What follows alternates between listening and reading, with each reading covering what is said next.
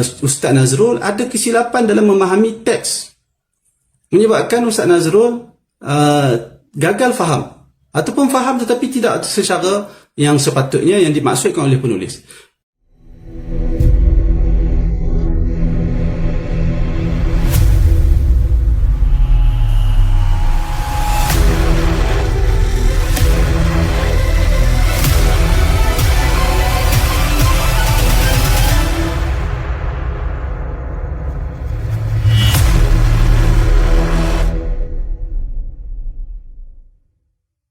Assalamualaikum warahmatullahi. Alhamdulillah wassalatu wassalamu ala Rasulillah wa ala alihi wa sahbihi wa man walah, amma ba'd. Baik, ini merupakan respon berikutnya dari saya kepada huraian daripada Ustaz Nazrul Nasir.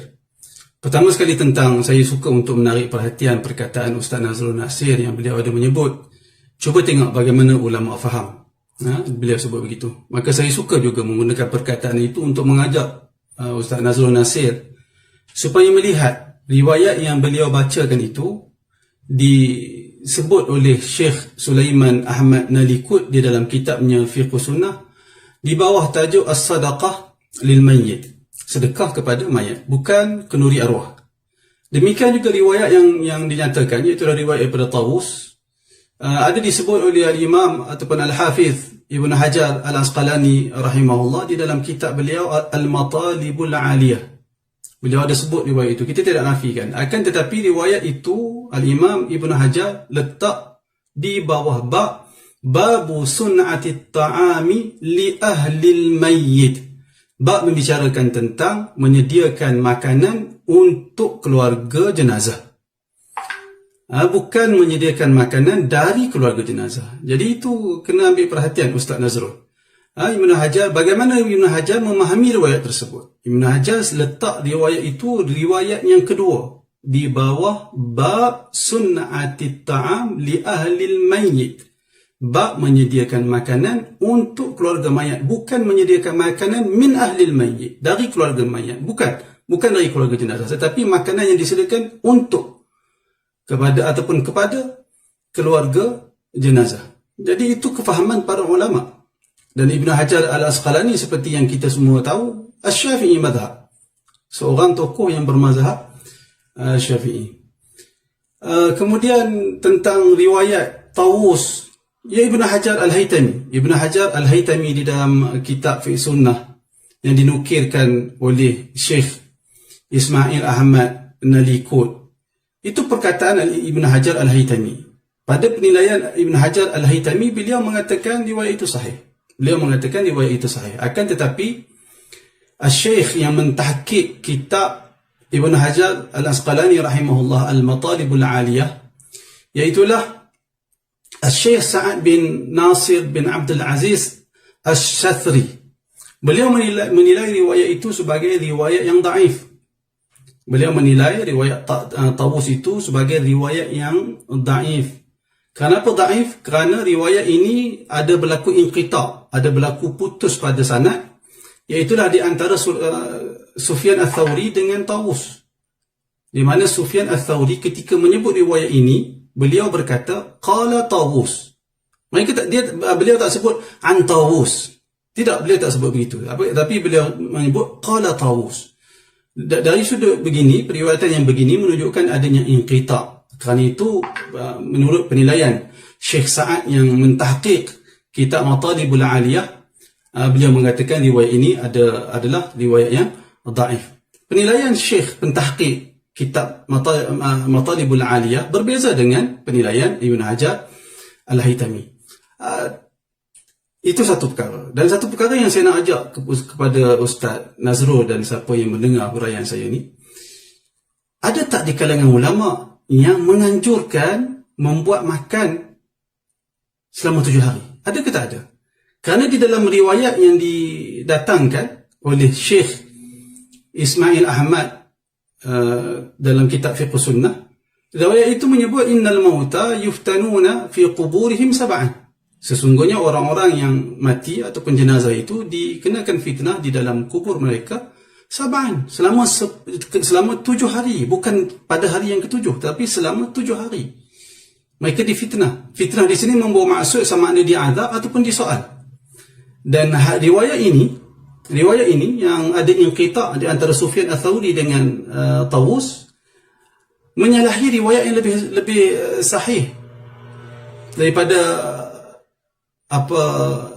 sahabat Nabi yang Al-Bara' ibn Azib yang mengatakan menceritakan tentang seseorang apabila dia dikebumikan di dalam kubur, datang dua orang malaikat dan menjadikan jenazah mayat itu duduk dan bertanya kepada dia, man rabbuka, dan berikutnya soal jawab dalam kubur. Riwayat yang lebih sahih menunjukkan tak dinyatakan soal jawab itu 7 hari ke apa, tak dinyatakan. Dan bagaimana soal jawab kepada orang beriman di dalam kubur selama 7 hari? Jadi perkara itu, oleh kerana itu ada sebahagian tokoh beranggapan perkara yang seumpama ini hendaklah kita menjadikan penilai ataupun pemutus dalam persoalan ini adalah berdasarkan riwayat-riwayat yang sahih, bukan riwayat-riwayat yang dipertikaikan kesahihannya, apatah lagi dia dari tabi'in ataupun sekalipun kibar tabi'in, tetapi riwayat itu dipertikaikan. Sekarang kita fikir Ibn Hajar Al-Haytami menilainya sebagai sahih, demikian juga Imam Suyuti mempertahankan riwayat tersebut. Akan tetapi sekarang persoalan dia, ada tak di kalangan fuqaha yang mengambil riwayat itu dan mereka menganjurkan memberi makan kepada orang miskin selama 7 hari? Ada ke tak ada? Ada ke tak ada? Ustaz Nazrul ada sebut, jangan tanya pula kenapa 3 hari. Itu hak seorang yang belajar ilmu mengetahui kenapa 3, kenapa 7, kenapa 40. Itu hak. Dan tak ada siapa yang boleh menghalang untuk seseorang yang benar-benar nak mengikut sunnah Nabi. Dia nak pastikan kenapa penetapan 3 hari pada 3 hari, kenapa penetapan pada 7 hari. Itu satu perkara yang tidak menyalahi syarak sama sekali. Bahkan dibenarkan. Perkara itu menunjukkan seseorang yang menuntut ilmu itu ingin mengetahui apa sebenarnya yang lebih tepat pada pengamalan agama mereka. Maka itu berhak. Tak perlu dikatakan al-labi takfil isyarah wal balid yuqra bil asa, tak perlu dikatakan begitu. Pelajar sekolah barangkali ustaz boleh mengata mereka sebagai al-balid yuqra bil asa, mungkin pelajar sekolah, tapi orang dewasa yang hendak mengamalkan agama bertepatan dengan sunnah Nabi, dia ada hak untuk bertanya persoalan-persoalan yang seumpama itu. Tugas orang agama adalah menjawab, menghuraikan apa sebenarnya perkataan para ulama yang lebih menghampiri kepada sunnah Nabi sallallahu alaihi wasallam. Kemudian saya suka untuk, saya ingat ini siri yang terakhir ulas respon saya supaya dia tidak jadi panjang jela, terlalu panjang. Saya ingin untuk mengulang perkataan ataupun nukilan Ustaz Nazrul dari kitab Fiqh Sunnah oleh Syekh Ismail Ahmad Nalikut Al-Malibari, di mana saya nak sebut di sini. Kita kena tahu betul-betul, kita kena pastikan betul-betul bahawasanya waktu kita baca tu kita kena faham betul-betul. Jangan bagi kita dikuasai oleh kecenderungan kita. Bila kita biarkan diri kita dikuasai oleh kecenderungan, maka menyebabkan kita akan memahami teks para ulama seperti yang kita kehendaki. Kita kena tahu, kita kena hati-hati dalam perkara itu. Mudah-mudahan Allah Subhanahu Wa Taala memelihara saya dan juga Ustaz Nazrul supaya kita berhati-hati ketika membaca kitab yang ditulis oleh para ulama. Cuba kita tengok apa yang dibaca oleh Ustaz Nazrul. Pertama, antara yang ingin saya tarik perhatian iaitulah perkataan Syekh Ismail Ahmad Al-Malibari. Beliau berkata, wa amma ma dhukir fi ba'di kutubil fiqh kama fi syarh al-muhadzab wa tuhfah min anna ma'tida min ja'li ahli al-mayyit ta'aman liyad'u an-nas 'alayhi bid'atun mustadillina bima rawa 'an Jarir ibn Abdillah qala kunna na'uddu al-ijtima' ila ahli al-mayyit wa san'at at-ta'ami ba'da dafnihi min an-niyahah. Yang bermaksud lebih kurang, adapun apa yang disebut dari sebahagian kitab-kitab fiqh seperti mana yang ada di dalam Syarah Muhadzab oleh Al-Imam An-Nawawi dan di dalam kitab Tuhfah oleh Al-Imam Ibnu Hajar Al-Haytami, dari apa yang menjadi kebiasaan menjadikan keluarga mayat itu ataupun keluarga mayat itu membuat makanan dan memanggil orang ramai menjamu kepada makanan tersebut adalah bid'ah. Mustadillina bima rawa, kerana orang-orang yang menyebut orang-orang yang menukilkan perkataan Al-Imam An-Nawawi dan Ibnu Hajar itu, mereka berdalilkan apa yang diriwayatkan daripada Jarir bin Abdullah. Saya nak tekankan di sini Ustaz Nazrul.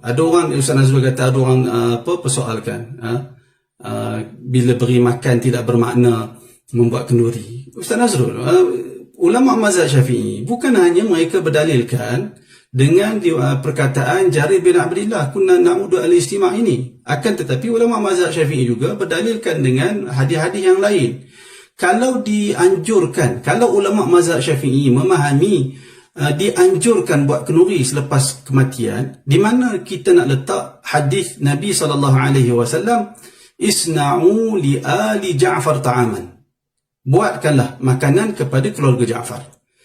Di mana kita nak letak, dan bagaimana kita nak faham perkataan para fuqaha mazhab Syafi'i yang mengatakan dimakruhkan ataupun dianjurkan, disunatkan kepada jiran dan keluarga jauh untuk menyediakan makanan kepada keluarga jenazah yang cukup untuk sehari semalam. Sebahagian ulama kata yang cukup sampai 3 hari 3 malam.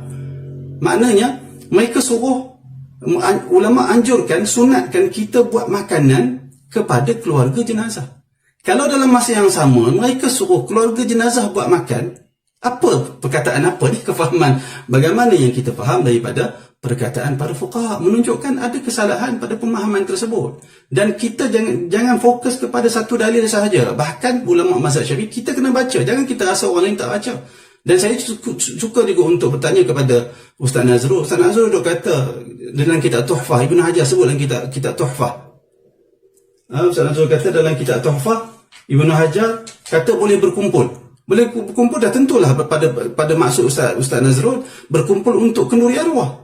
Saya tak pasti di mana Ibnu Hajar sebut perkara itu, ataupun Ibnu Hajar menukilkan khilaf di kalangan ulama. Jadi kalau betul Ustaz Nazrul ada membaca kitab Tuhfah oleh Ibnu Hajar Al-Haytami, boleh kemukakan supaya kita tengok betulkah perkara itu yang dinyatakan oleh Ibnu Hajar Al-Haytami. Apa yang saya jumpa tak ada, apa yang saya jumpa tidak ada. Maka mudah-mudahan perkara ini tidak berlaku seperti mana yang Ustaz Nazrul dakwa Syekh Abdul Rahman bawa, menyatakan sunat buat kenduri pada hari pertama dan ketujuh.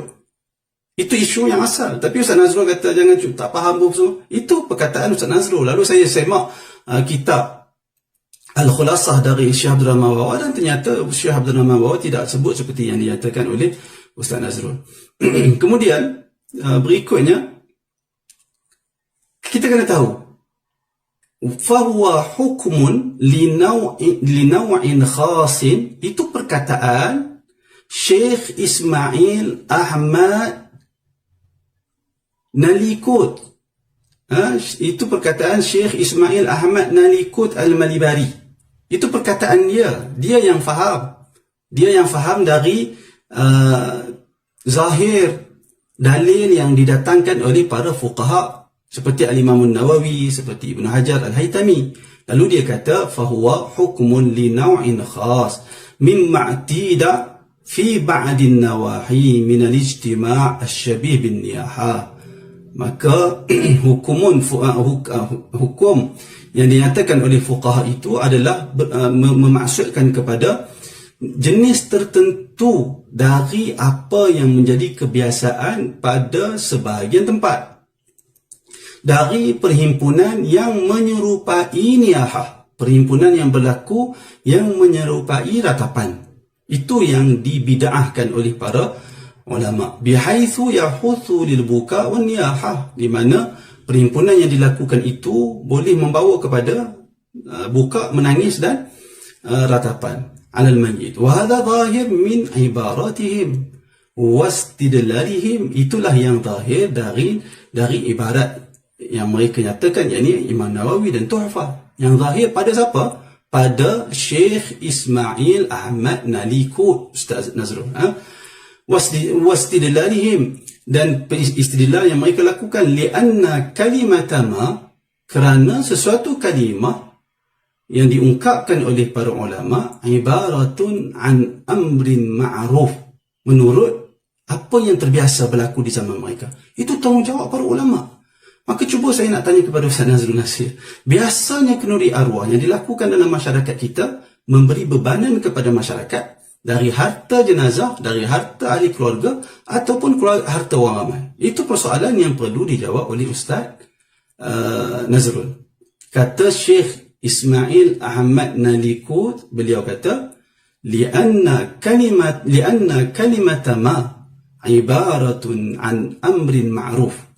Ulama sebut dia berdasarkan apa yang berlaku di zaman mereka. Mereka tak sebut perkara yang belum berlaku di zaman mereka. Mereka, para ulama katakan, Syekh Ismail memilih pandangan boleh buat. Katakan, kita andaikan begitu. Tetapi dia memahami perkataan ulama berdasarkan apa yang berlaku di zaman mereka. Sekarang yang mungkin berada ijtima' yang tidak memberatkan ahli keluarga, mungkin kita tak tahu. Tapi kita tengok nanti bagaimana. Kita tengok apa kata berikutnya. Fa'ala ma dzakarna yajtami'u ad-dalail wal ahadith. Bila saya baca di sini baru saya terdetik. Ini barangkali yang dimaksudkan oleh Ustaz Nazrul di video asal. Ustaz Nazrul kata kita muqallid, kita berinteraksi dengan nusus al-a'immah dengan cara kita menggabungkan nusus-nusus yang ada.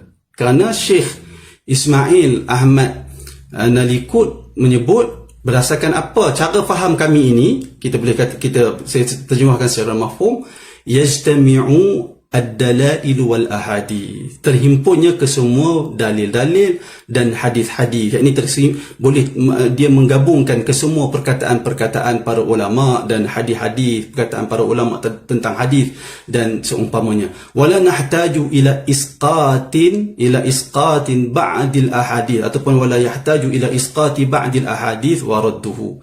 Dan kita tak perlu menggugurkan sebahagian hadis lalu berpegang dengan sebahagian yang lain seperti yang dinyatakan oleh Ustaz Nazrul. Saya nak beritahu kepada Ustaz Nazrul. Ustaz Nazrul, takkan Ustaz Nazrul kata Syekh Ismail Ahmad Nalikut ini seorang muqallid. Kitab fiqh sunnah yang beliau tulis ini halamannya 716 halaman. 716 halaman. Mustahil dia muqallid. Mustahil dia muqallid. Ini kaedah ni adalah untuk orang seperti Syekh Ismail Ahmad Nalikut. Beliau sebut itu kerana beliau yang buat perkara itu, bukan muqallid Ustaz Nazrul. Baik, berikutnya. Kata Syekh Ismail ataupun Syekh Ismail Ahmad Nalikut, beliau nukilkan di dalam kitab beliau ni dengan beliau kata, qala sahibul mirqah, berkata penulis kitab ataupun pemilik kitab Al-Mirqah, iaitulah Mirqatul Mafatih, iaitulah Al-Mula Ali Al-Qari Al-Hanafi, mazhab Hanafi. Apa kata sahib al-mirqah? Fayambaghi an yuqayyida kalamahum, maka kita sepatutnya taqyidkan perkataan para ulama binaw'in khasin, dengan jenis tertentu, min ijtima', dari perhimpunan yang ditegah tersebut, bukan semua. Perhimpunan yang bagaimana? Kata sahib al-mirqah, perhimpunan yang yujibu istihya'a ahlil mayyiti, iaitulah perhimpunan yang boleh menjadikan istihya. Istihya ni bukan niyahah. Istihya ni ialah perhimpunan yang antara perhimpunan yang dilarang di sisi sahibul mirqah, ialah perhimpunan yang boleh menjadikan keluarga jenazah rasa malu untuk meminta makan. Lalu kerana itu, ataupun perhimpunan yang menjadikan keluarga jenazah merasa malu, fayut'imunahum karban, lalu ahli keluarga jenazah menjamu mereka makan karban, dalam keadaan memikul kepayahan. Suatu saya tanya kepada Ustaz Nazrul, saya tanya, apakah kenduri arwah yang berlaku dalam masyarakat kita dengan kos dari keluarga jenazah dan dianggap satu kemestian atau bagaimana, ataupun kos dari orang luar? Memang kita tak nafikan ada berlaku orang luar yang beri sumbangan itu, tetapi nadir, jarang sangat berlaku. Tapi dari dahulu yang berlaku dalam masyarakat ialah kos semua tu dari keluarga jenazah. Tengok, termasuk di dalam perhimpunan yang ditakyidkan kebid'ahnya perhimpunan itu oleh sahibul mirqah ialah termasuk al-ijtima' yujibu istihya, perhimpunan yang boleh menjadikan istihya ahlil mayyit, keluarga jenazah jadi malu. Orang mari ke rumah dia tak buat apa, dia rasa malu. Fayut'imunahum, lalu mereka terpaksa memberi makan kepada orang yang datang ke rumah mereka. Karban, kerana lalu mereka berada dalam keadaan yang susah dan berat. Atau dalam sebahagian nuskhah, saya cemak dalam sebahagian nuskhah dia tak sebut karban, tapi dia sebut karhan, dia sebut ataupun kurhan, dia sebut mereka buat terpaksa. Mereka terpaksa buat perkara itu, jamuan itu. Jadi sekarang ni, sebab tu saya bagi tahu perlu hati-hati untuk menukilkan perkataan para fuqaha. Nah, ada banyak perkara yang perlu diberi penjelasan tentang kenyataan ataupun huraian Ustaz Nazrul dalam videonya, akan tetapi saya ingat perkara itu akan jadi panjang jela. Semua apapun, mudah-mudahan perbincangan ini menatijahkan hasil yang baik kepada kita dan kepada masyarakat Islam seluruhnya. Tidak ada tujuan lain adalah untuk berusaha untuk kita beramal bertepatan dengan apa yang disebut oleh para ulama dan bertepatan dengan sunnah Nabi SAW, atau sekurang-kurangnya kita sentiasa berusaha untuk menghampiri sunnah Nabi SAW, kerana tidak ada ikutan kita yang sebenarnya melainkan Nabi Muhammad SAW. Mudah-mudahan bermanfaat. Aqulu qawli hadha wa astaghfirullahal azim li wa lakum. Assalamualaikum warahmatullahi wabarakatuh.